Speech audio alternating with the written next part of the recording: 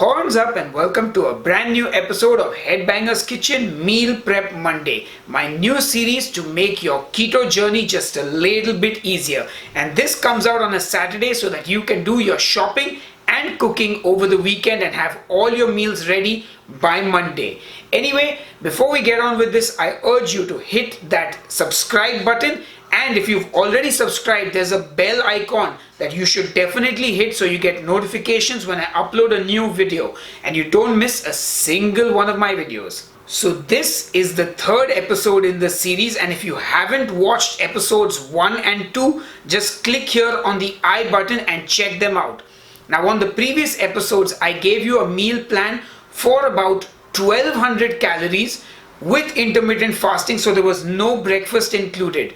But on today's meal plan, we're going to be doing breakfast, lunch and dinner, so that means no intermittent fasting, and we're also upping the calories to 1500 a day because a lot of you said that 1200 was just not enough. Of course, like I have said before, everyone's calorie requirement is different, so I cannot make a separate plan for each and every one of you. But this is a generic plan which you can use, and if you have a requirement for more calories in a day, just increase the serving size of the dish, and if you require less calories, well, then just eat a little less. Anyway, enough jibber jabber, let's get on with the plan.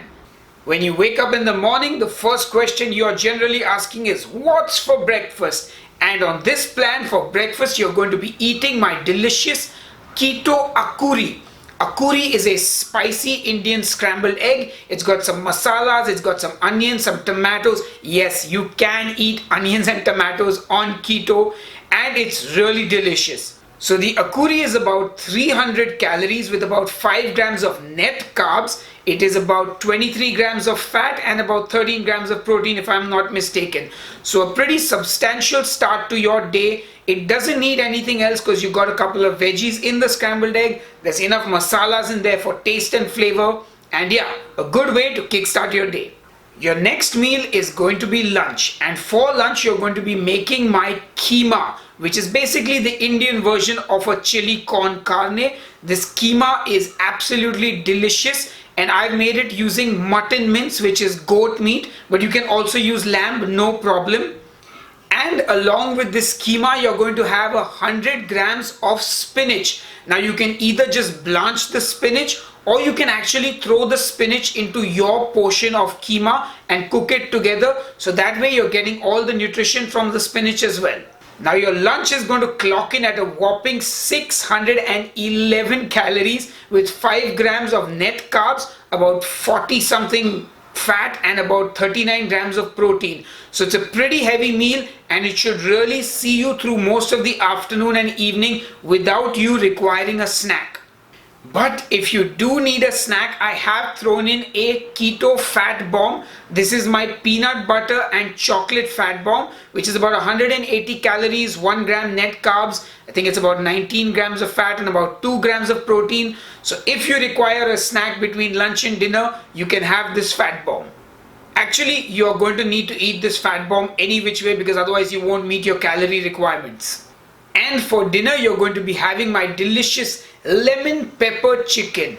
And with the lemon pepper chicken, you're just going to boil or steam or microwave some broccoli and eat it with that. And your dinner will clock in at about 460 calories with about 5 grams of net carbs, about 24 grams of fat and about 55 grams of protein. So that's your meal plan for the day. My spicy akuri for breakfast, keema with some spinach for lunch, a chocolate and peanut butter fat bomb as a snack, and lemon pepper chicken and broccoli for dinner. That sounds exciting to me. Hopefully you're excited as well.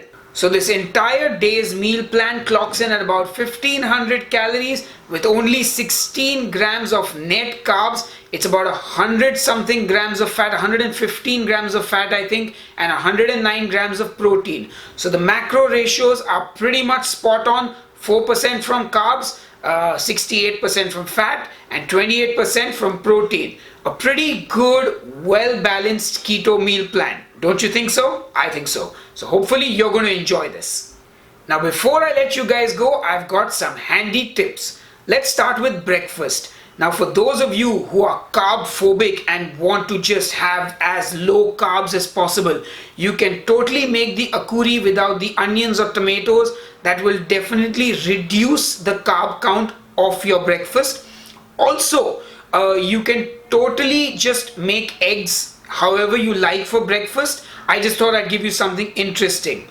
Now for lunch, the keema that I made was made using mutton mince. You can alternatively use lamb, and if you don't like lamb, you can also use chicken or beef, no problem.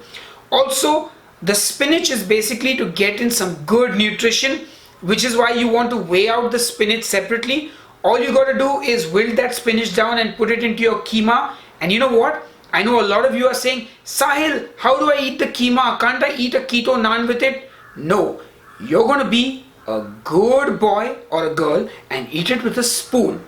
But look, if you want, you can eat a little less keema and add like a keto naan or a keto roti to the meal. But look guys, I just think you should learn to eat it with a spoon. Now folks, since lunch is pretty heavy, you may not require that peanut butter fat bomb as a snack. But what you can do is eat it after your dinner as dessert.